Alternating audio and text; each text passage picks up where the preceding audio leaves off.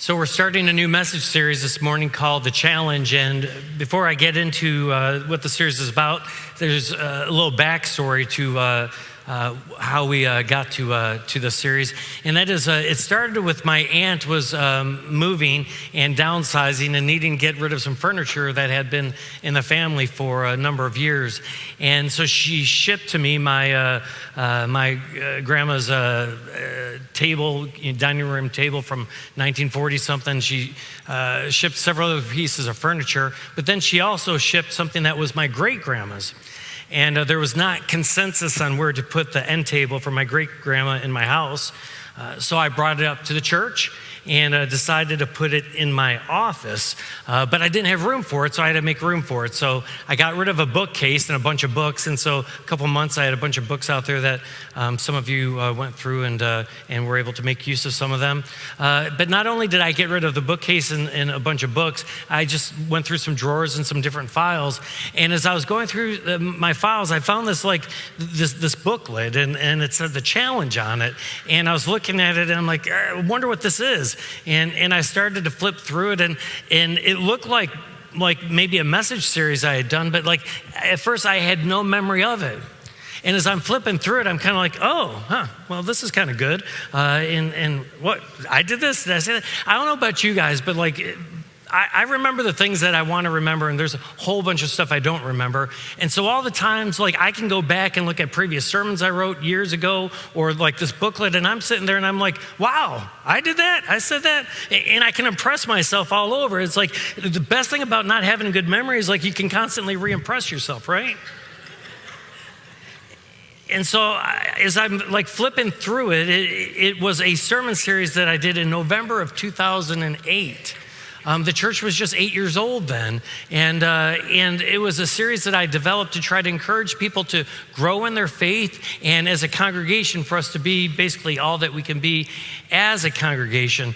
And as I'm flipping through it, I'm looking at it, and I'm starting to be like, all right, I think I vaguely remember this, but I thought, you know what? It's 15 years later, and it was still relevant today as it was in 2008. And so I ended up taking that booklet and I reworked it a little bit. It was originally 5 weeks long, and so I reworked it down to 4 weeks long, kind of tweaked the topics a little bit. And I decided that, you know what, it would be a good thing to reissue a challenge to all of us here at Light of the World to grow in our faith and to make our ministry grow stronger. And so that's what I'm going to be working through with you guys over the next month or so. I'd ask you to try to make every effort to be here for every week for the next month, so that as we grow in our faith, we might grow together as a family, and it might ultimately benefit the ministry as a whole. So if you want to open your booklet that you got, let me first say these will be available every week. Ideally, if you remember to bring it back, great.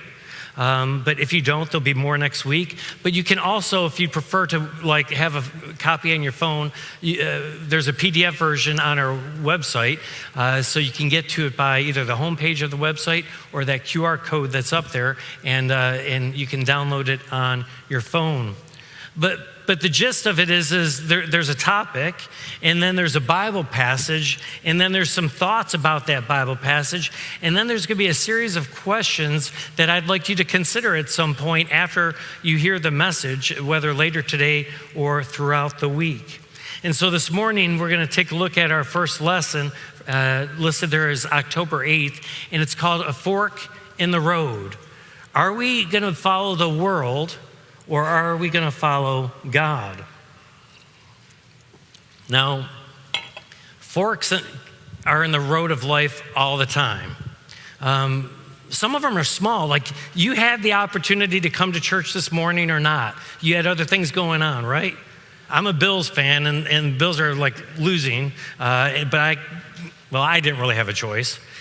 But if you were a Bills fan, you had a choice to stay home and watch them blow a game they should win today. But but potentially you didn't, and you're here and good. Like we have these many forks in the road all day long in which we can make choices, and it might affect things one way or the other. But then there's going to be like not all infrequently. There's like major forks in the road that we face that ultimately might determine like how our life turns out.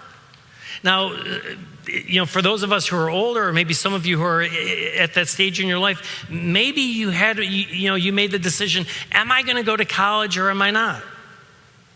And you had to decide, what were you going to go to college for? Which college were you going to go to? These are different, significant forks in the road. Some other like significant forks in the road is like, do I want to get married? Who will I marry? Where will I live? Where do I want to work? This is a big one that happens at some point after you've worked for like maybe 10 years in your career or your occupation, what you went to school for. Maybe you have a general dissatisfaction. It's like, do I keep doing that, or do I go off on my own and start my own business? Or maybe you've been at a company for 20 years and there's all kinds of security and stability, but there's this new startup company and there's some risk involved, but maybe the potential for growth and improvement and increase is there. So, which way do you go on that? When do you retire? And what does that look like? See, there's a lot of different like decisions that we face, some relatively minor, but some fairly significant. And when it comes to forks in the road, they can be scary. Because the truth is like, it's choose your own adventure. If you choose wrongly, you may be paying for that choice for the rest of your life. And so it can be scary.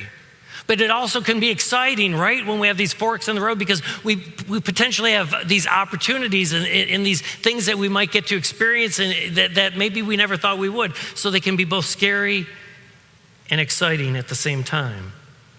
Well, I want to talk to you this morning about a fork in the road from a spiritual standpoint.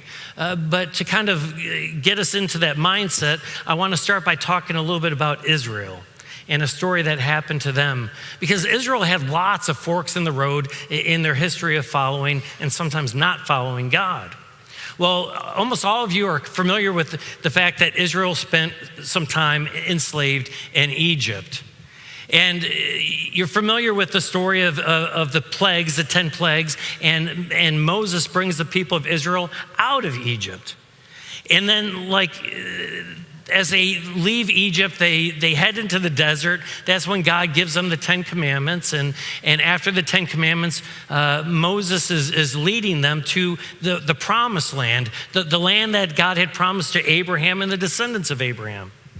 And as they reached the border of that land that God had given them, there would be a fork in the road for them. And that is, do you go and take possession of this land that he's given you? Or do you stay just kind of in the desert where it's safe but not real comfortable? Well, Israel wasn't sure, so they took 12 spies and sent them into the land. Now, each spy was the head of or a representative of each of the 12 tribes of Israel. So they go into the land and they're amazed by what they see. It's a beautiful land. It literally flows, they say with milk and honey. I mean, the fruit is amazing and beyond, understanding and their wildest dreams and all this great stuff. But when they come back, like the question is are you going to go into the land? Or are you not? And 10 of the 12 said, no, we're not. Because there's giants in the land. Yeah, it might be a beautiful land, but the city's well fortified. The people are huge. They're going to smush us. They have all this weaponry. And so they choose not to follow where God would have them go. And as a result, they paid for it for the rest of their life. They were not allowed to enter into that land. And for the next 40 years, literally, they're wandering around a desert, a miserable, pitiful existence. Why? Because they chose the wrong fork. Until that whole generation that was responsible for that decision, until they died. And now, After they died, Moses himself has died, and now Joshua, who happened to be one of the 12 spies, two of them said, let's take the land. Joshua was one of them. Joshua's now leading Israel, and they have the choice for themselves this time. Is this generation willing to, in obedience, go into the scary land with these well-fortified cities and these really large people that live there? Or you want to wander in the desert for another 40 years until you die, and the people choose to go into the land. And so as they go into the land, Joshua leads them, and the land's occupied. And so they have to basically conquer all of these peoples, all of these nations that are living in the land. And they do. And after they're done conquering them all, Joshua himself is starting to get up there in age and isn't going to be living much longer. And so he stands before he assembles all of Israel and its leaders together, and he gives this very inspirational speech, reminding them of what God has done for them in the past and asking them to choose for themselves now, which fork are you going to follow? Are you going to follow the Lord? Or are you going to follow the false gods of your ancestors? I want to start by taking a look at that from Joshua 24, verses 1 to 15. Now, mind you,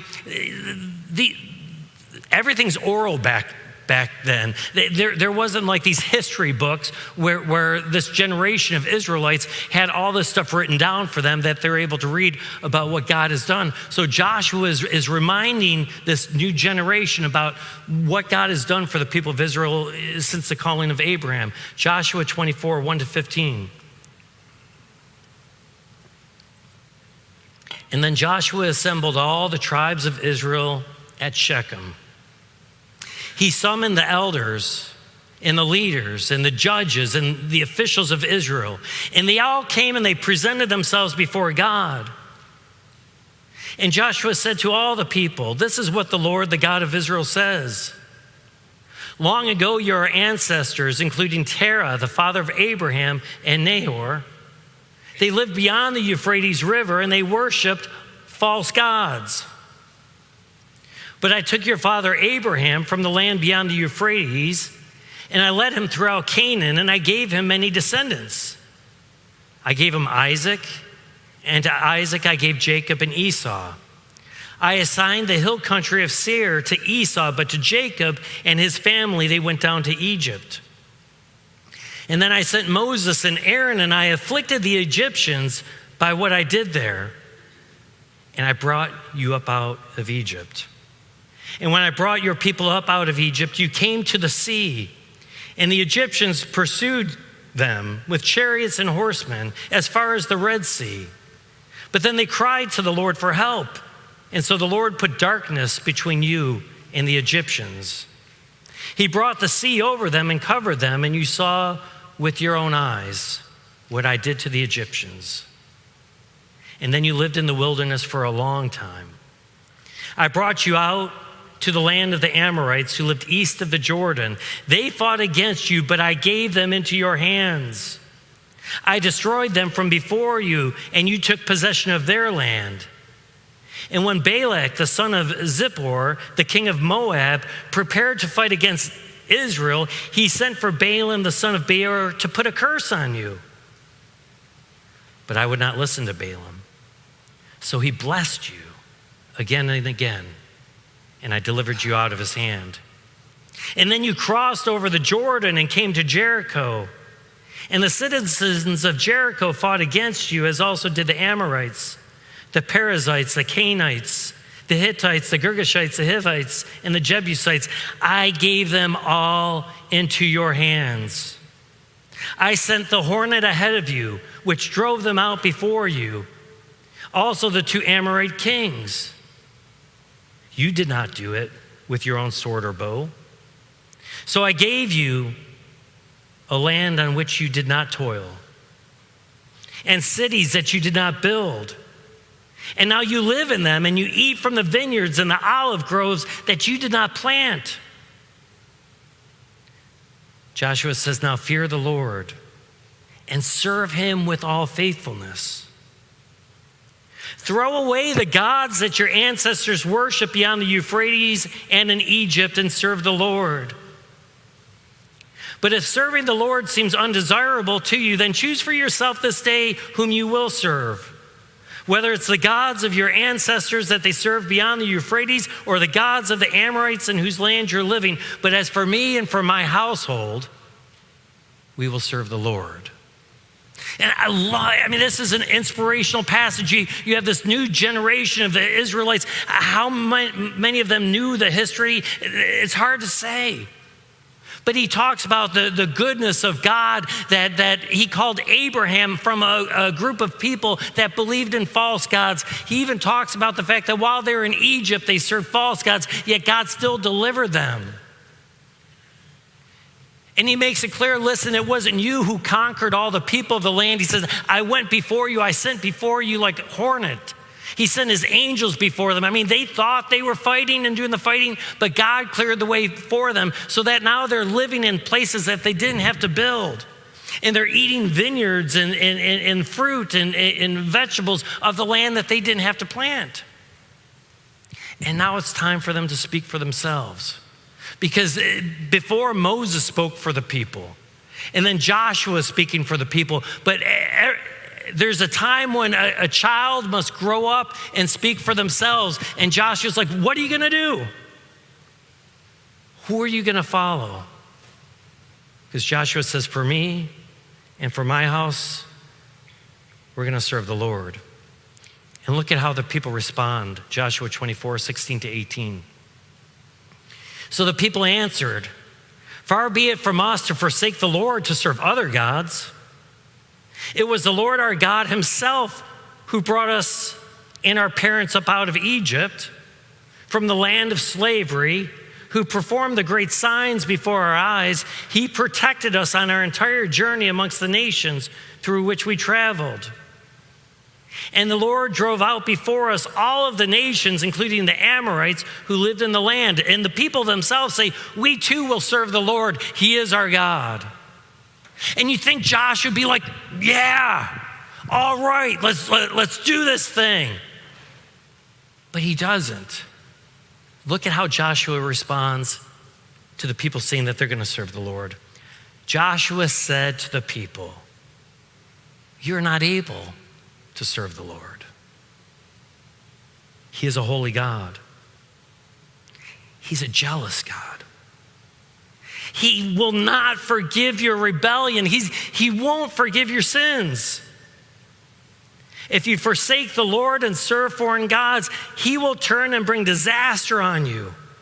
And he will make an end of you. He will wipe you out after he has been good to you. And the people come back and say, nonetheless, we will serve the Lord. I love this pushback of Joshua. He's like, you can't go into this half-heartedly. You can't be like willy-nilly. You can't straddle the fence. Like either you're going to serve the Lord your God, and if you are, serve him with all of your heart, with all of your mind, and with all of your strength, or don't serve him at all.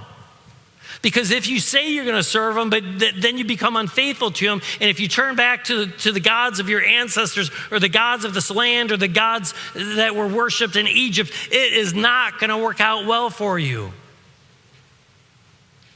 And how different is that from like the message of the church today? Think about like the church, like we're like, hey, come one, come all. God loves all. It doesn't matter. We're all in different places. We're all this, that. Just come on. We bribe people to come to church. Like it's not about and faithfulness serving God. Like every Easter, and it happened this last Easter, there's going to be some church in the Metroplex that's going to have some big raffle that, if you show up to their church, it was the startup church this last Easter. They gave away a luxury car. Because listen, the message of the cross and the empty tomb, you can get a car. Hey, you go and visit churches, they've got special parking for visitors right up close. Come on, visit. We make it easy. They got special gifts. A lot of them will even give you a gas card. You don't even have to pay your own gas money to go to church. We kind of beg people to go to church. how differently is that from like Joshua and Jesus? Like the modern church, we compete with each other, right? Someone just said that, told me after second service, there's a church that like all they had is like, it's all about candy or something like that, because like Halloween's coming. There's a good church message for you, candy and Halloween. Woo! We argue with one another. We got more groups. Come to this church because we got small groups. We got groups. Don't worry about the message of Jesus and the cross and just obediently following Jesus. We got groups. Oh, they got groups. We got rock walls. We got big rock walls. We have more fun. We got things for the kids. We got things for the singles. We got things for the seniors, the 20s. I mean, we have it all, right? I mean, this is the competition that goes on like with all the churches. Joshua's like, are you sure? Are you really willing to make this commitment to serve God and be obedient to God? Jesus was constantly like just running people off by the things that he said. And in the modern church, it's like we're just, man, if you got a pulse, come on. We have fun. I got a new member class that's going to go on this afternoon. And what about at the end of it, if I'm like, all right, how many of you want to join? And after they raise their hands, I just say, are you sure? Why do you want to join? There's not going to be any benefit to you joining at all. There will be no groups. There'll be no fun. There'll be no nothing. You think that would work? We probably wouldn't have 450 on a Sunday if I did that, right? And so we trip over ourselves in the church. Because it's not about just like out of obedience, following and serving God. It's about all these accessories that get prioritized above following God in the first place. So there's some things about the spiritual forks in the road that I want to share with us this morning. 3 different ones, and then I want to look at a couple of these questions. And the first is this. We need to have a fork in the road moment when it comes to our faith. Let me say that again. We need to have a fork in the road moment when it comes to our faith. And what I mean by that is there's a lot of us who are just kind of raised in the church, and we go to church because that's just what you do. It's what I did as a kid, and it's what I'm doing now. But there's never been that kind of decision of like, who are you going to serve this day? Are you going to serve yourself? Are you going to serve the world? Or are you going to serve the Lord? So what I appreciate about the Baptists, and now I don't agree with this decision theology of like, I was saved and that is something that we do because we understand that God does it. But I love that most Baptists, if you say like, when were you saved? Man, I was at camp when I was 12 and the pastor said this and I had this experience and that's when I became saved. The truth is, they have that moment, but for Baptists, just like any other Christian, they may have had that moment, but that doesn't mean that they're not on that roller coaster of up and down of being faithful to God and not being faithful to God. But there's something to be said. Like, at what point in your life did you just say, you know what? As for me and my house, I will serve the Lord. You see, God wants us to be all in. Are you going to kind of straddle the fence, or are you going to serve the Lord your God with all of your heart, with all of your mind, and with all of your strength? You see, you can't follow the world and also serve God with all of your heart, mind, and strength. Look at 1 John 2:15. It says, do not love the world or anything in it. Because anyone who loves the world, the love of the Father is not in them. Reflect upon that for a second. You can't love the world and have the love of the Father in you. That's what we try to do in the church, right? That's why, some churches, it's all about fun. It's all about we try to have both, but you can't. They're 2 different paths. They're mutually exclusive. And this is the problem of like the modern church is like we make the modern church of the world, and that's how we try to draw people in. I shared this on my podcast this past week about an article I read about the Pope, where the Pope came out and said that there might be the right situation sometimes that were out of pastoral loving whatever, it would be okay to bless a same-sex marriage. And he says this because there was some German priests that did bless some same-sex marriages, and there were some conservative cardinals that looked to the Pope to say, would you please reaffirm the teachings of the Catholic Church and of the Bible that you can't bless sin. And the Pope's response is, not as a general rule and not equal to like the blessing of an actual marriage, but there's room in the right circumstances, the right situations that a priest might bless those. I mean, this is coming from the Catholic Church that at least the last I heard of, they don't, if a Catholic marries a non-Catholic, they don't even recognize the wedding unless that's changed. But yet, they're trying to do both things. They're trying to be faithful to God, but yet the reality of the world is nowadays, that's fine. I mean, it never has been throughout history, and it hasn't been about the Bible throughout the Bible, but it is fine nowadays. And so they're trying to do both. 1 John says you can't. You can't pursue the things of this world and have the love of the Father in you. And we not only see that amongst the Catholic Church, but even amongst the non-denominationals. A year ago or so, Andy Stanley, a very famous non-denominational pastor, made a huge splash, a huge something by having a very similar view of it's okay now.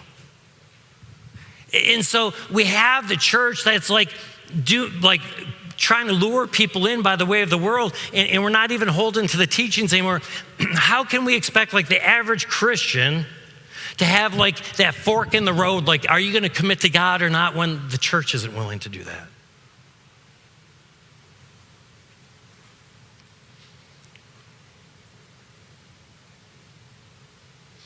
People like to say,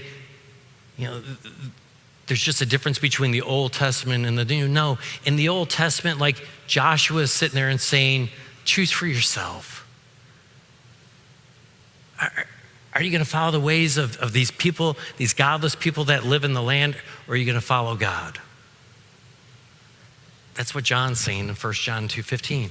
It's the same message. The God of the old is the same as the God of the new. Second fork that I want you to wrestle with this morning is this. The fork, a spiritual fork in the road, any kind of fork, leads to different places. That's the thing about a fork. One's going to go in this direction, one's going to go in the other. Pick one, because you can't go to two places in one time. And when we follow that spiritual fork, when we follow that, it's for me and for my household, we're going to serve the Lord. Everything that you do and everything that you see, every way that you are in life, it's going to have a different angle to it, a different twist to it. Because let's just take our homes. If you're following the pleasures of this world, then what's important in a home? Well, the neighborhood that you live in, it's a status symbol, getting the most house that you can for, the money that you have and the pleasures that are associated with living there. Listen, if you're following the ways of the world, those are going to be your priorities. And many of the people that go that route, they're broke because they're spending so much on their house. But if you're not trying to follow the ways of the world, a house serves a different function. I want a house because, well, I want to have a roof over my head to keep me dry when it rains. I want to have to be warm like when it's cold in the winter, and I want to be cool when it's hot in the summer, right?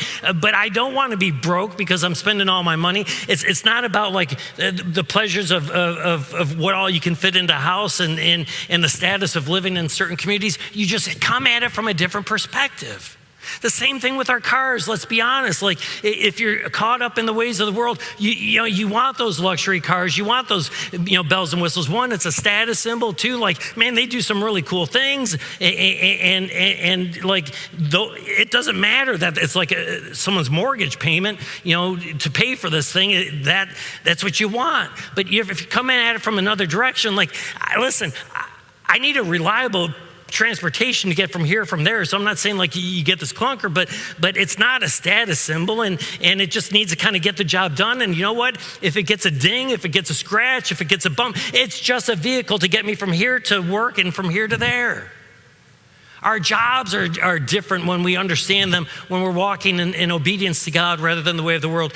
In our jobs, what kind of jobs are we going to take? We're going to take our jobs that pay the most. A job that has the greatest opportunity for advancement. A job that may have more prestige or power or authority or all these other things that would be important to us. If you're coming at it from like faith and following God, it's like, where does God want me to be? Which might not be who's willing to pay me the most. And that my identity is not drawn up by my job, but it's like, who can I help? How can I serve God through this? How can I more faithfully give back to Him? You see, like there's just, every aspect in life will be seen differently when we're walking on that fork of the road that is obedience to God of who are you going to serve this day? Every aspect. From the way that we dress. Once again, like, how are we going to dress? Are you dressing for compliments? Are you dressing to get the guy's attention to look at you because you look really hot in it? Or are you just dressing to functionally go about your day and be comfortable? How we eat, how we drink, where we work, how you live, and even how you die will all look differently if you're walking in obedience to Christ. And then lastly, and then I want to look at a couple of these questions. When at a fork in the road, don't judge the best way by the easiest way. And I think this is the one that fools Christians the most, because there's this false perception that God will lead me down the easiest path. He will open the doors for me, that blessing will be like, the way that I should take. But was that true for Abraham? I mean, the easiest thing Abraham could have done is at 80 years old is say, you know what, God, I'm going to stay on this path right now. I'm old. I don't really want to move across, hundreds of miles of country to a place that I've never been and start over. I'm too old for that. It would have been easier to stay. Moses, he had fled from Egypt because as a young man, he had killed someone. He had married, he had a good father-in-law, he was a herdsman, he had a comfortable life. God was calling him to go back to Egypt and confront Pharaoh. The easier decision was just to keep doing what he was doing. Even Jesus. Think about the temptations that Satan had of Jesus, that one of those temptations was Satan showed Jesus all of the kingdoms of the world. He said, look it out and see all of these kingdoms of the world. They can all be yours if you just simply bow down and worship me. That was the easy way. But Jesus knew there was another way, and that was that he would have to go and take the sins of the world upon himself to be whipped, beaten, suffer, and die. And then all the kingdoms of the world would be his, as he is the King of Kings and Lord of Lords. He could have done it the other way. But the easy way is seldom the right way. In fact, I would challenge you with this. I believe that God puts forks in the road for us to test us. Are you going to follow like your way? Are you going to follow the easy way? Or are you going to follow my way? Now, I said I would kind of like you guys to consider some of these questions in the book, later today or maybe throughout the week. Here's 3 in particular that I'd like you to take a look at. The first is question number 1. In what ways am I at a fork in the road right now in terms of my life and my family and my work? I said there's all kinds of crossroads. There's small ones that happen every day. Some of you might just be dealing with small ones, but some of you in here are dealing with big ones. What are some crossroads that you're facing right now? And how are you deciding which path to take? Are you trying to go to the easiest one? Are you trying to go the most comfortable one, the one that's the safest, the one that pays you the most? Or are you trying to follow the one that God's calling you to? Because if you're going to choose what's best for you, basically out of a worldly, earthly perspective, you're going to receive worldly and earthly blessings. But if we make those decisions and follow those paths based off of being a faithful follower of God who just seeks to walk according to his will and way and to serve him with all of our heart, with all of our mind, and with all of our strength, then your blessings will be heavenly. The second question that I want you guys to wrestle with this week is this: how would your life look differently if you follow God's path rather than your own? And there's 2 parts to that question. I want you to be authentic and honest with yourself, and I want you to look back into your past. If you had been a teenager and followed God's path rather than your own, how would your life have turned out differently? If you had been following God's path rather than your own, would you have chosen a different job? Would you have chosen a different spouse? Would you have parented differently? If you could go back and do it all over, how would your life look different today? But you didn't. And so maybe you suffer the consequences of not being faithful to God in your decisions. And I think once we realize, you know what, I've brought a lot of junk in my life by not walking in obedience to God, then as we look forward, we can't change the past, but we can change the future. And the question is like, as you walk in obedience to God, what's some things right now that you could do differently? Does it affect how much you drink or how much you eat? Does it affect your friend group? Does it affect how you parent? Or if some of you are past the parenting age, does it affect how you grandparent? Does it affect, dating? Does it affect marriage? Does it affect your career? How does being faithful to God in walking according to his obedience, how does that change your life going forward? And then lastly, this. As we stand at that fork in the road, how will this congregation look differently if all of us as individuals start choosing to follow God rather than following the world?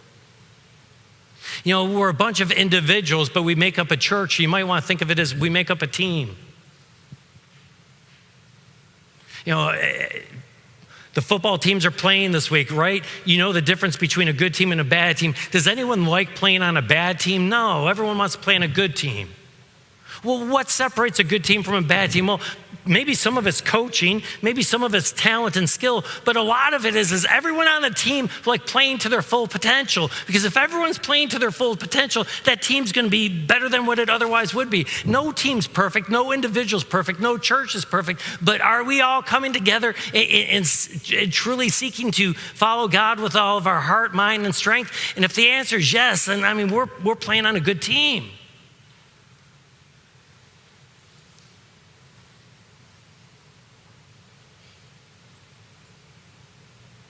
But it all starts with each and every one of us as individuals. Deciding, are you willing to take your faith seriously? Are you willing to make that commitment now that, you know what, I'm not going to follow the easy way. I'm not going to follow the things of this world. I'm going to follow faithful obedience to God. Because in the end, each one of us has to choose for ourselves. But I encourage you with the words of Joshua, that they would be the words for each and every one of us. Decide for yourselves this day. But as for me and for my house, we will serve the Lord. Will you join me in a word of prayer? Gracious Almighty God, we just thank and praise you for this time together this morning. And we live in a time in which the church barely resembles anything of the God of the Bible. I don't know where each and every one of us are at this morning, gracious God. I don't know what crossroads we face. But I just pray, gracious God, that in all the decisions that we make, we wouldn't chase after the things of this world, but that we would walk in faithful obedience to you. And that as individuals, we would experience that heavenly blessing of doing so. And that as a church, we might receive such blessings as well, not based upon attendance and numbers and rock walls and things of this world, but as genuine followers of Christ, seeking to follow you and to reach as many for you as possible. In Jesus' holy and precious name we pray. Amen.